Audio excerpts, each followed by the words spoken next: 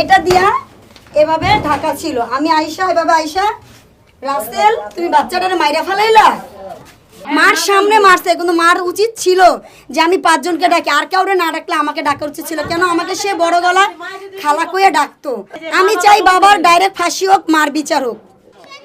পৃথিবীতে প্রত্যেকটি সন্তানের কাছে একমাত্র ভরসার স্থান তার বাবা এবং মা, কিন্তু সেই বাবার হাতে যদি হত্যা হতে হয় সন্তানকে, তাহলে ভরসার সেই জায়গাটা কোথায় গিয়ে দাঁড়ায়?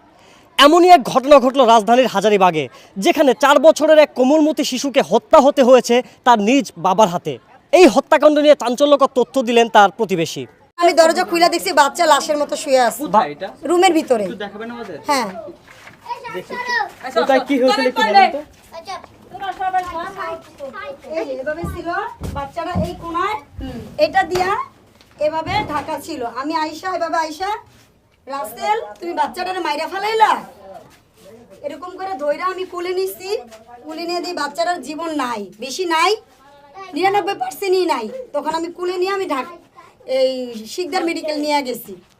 ওইখান থেকে তারা মানে কইছে বাচ্চা না বাচ্চার মতো আপনারা ঢাকা মেডিকেল শিশু হাসপাতালে নিয়ে যান। তখন আমি শিশু হাসপাতালে 2-3টা ডাক্তার ঘুরে তারপর আমি ঢাকা মেডিকেল নিয়ে গেছি।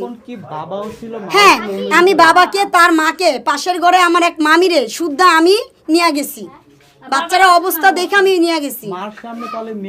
হ্যাঁ, মার সামনে মারছে, কিন্তু মার উচিত ছিল যে আমি 5 জনকে ডাকি, আর কাউরে না ডাকলে আমাকে ডাকা উচিত ছিল। কেন আমাকে সে বড় গলা খালা কইয়া ডাকতো। তা আমারও তো বলার উচিত ছিল। আমাকে 2-3 বার সে দেখছে, আমাকে বলার উচিত ছিল যে খালা আপনার ভাইগনা আপনার নাতিরে মারতাছে, একটু আহেন না। তখন আমি দৌড়ায় কিন্তু ঘরে ঢুকতে পারতাম। সে আমাকে বলে না, আমাকে রাইতে 7টার পরে বলছে। তখন আমি ওই ঘরের ভিতর দরজা টুকা দিয়ে ঢুকার পরে তারা আমি এই বাচ্চাটারে পাই। আমি তখন যদি বাসায় রুমে না ঢুকি, তখন এই বাচ্চাটা ঘরে রাতে মৃত্যু হয়ে যায়। এমনও হইতে পারে বাচ্চার মা মিলা তাকে মাইরা খালে ফালায় দিত। সে ছোট বাচ্চা, সে তো ভাইসাও যাইতো। তখন আমরা কই পাতাম, তখন সে কি কইতো বাচ্চারা কেউ চুরি করছে বা হারায়া গেছে, এরকম তো কইতে পারতো। এই যে 4 বছরের একটা বাচ্চাকে তার বাবা এইভাবে তার নির্যাতন করলো, তার বাবাকে আপনি কার সঙ্গে তুলনা করবেন? সে নেশা করছে, নেশা খাইতে খাইতে তার মাথা আউট হয়ে গেছে। ওই যে বাচ্চা নেশা করলে তো মানুষের মাথা এমনি শেষ পাল্টাইয়া যায়।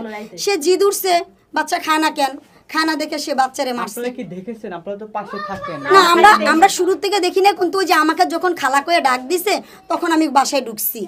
রুমে ঢুকার পরে বাচ্চার এই অবস্থা দেখে আপনি কি দেখেছেন? না দেখি নাই, যেটা আমি দেখি নাই। কিন্তু বাচ্চার মা বলছে সে নেশা করে। আপনি কি বলছেন যে বাবা মা দুজনেই কি সমান অপরাধী? হ্যাঁ, বাবা মা কেন বাচ্চারা মার সামনে বাচ্চাকে মারছে, তার তো শিক্ষা দেওয়া উচিত ছিল না। বাবা একটা কবি দিত মারে, তারপরে সে যদি দৌড়ে বাইরে তো আশেপাশে লোক তো বেরোলে না, সে আরো 5 জন মানুষ আইতো। বা আমার হাজবেন্ড বাসায় ছিল, আমি তারে ডাক দিলে তো ছেলেরে 4টা চটকানা মারতো, ও তো আর বাইরেতে পারতো না। তখন তো সাথে সাথে তার আমরা মেডিকেল নিতে পারতাম।